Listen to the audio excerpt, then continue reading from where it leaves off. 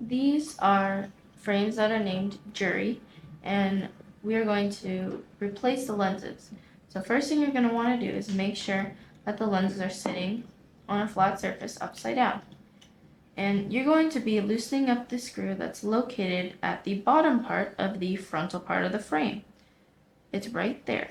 So you're going to take a Phillips head screwdriver, you're going to insert it into here, make sure it's lined up with the screw, and you're just going to loosen up the screw.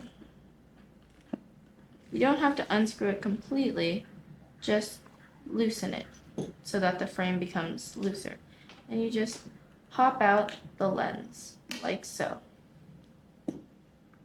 Now, to reinstall it, you're going to line up all of the edges of the lens with the grooves of the frame.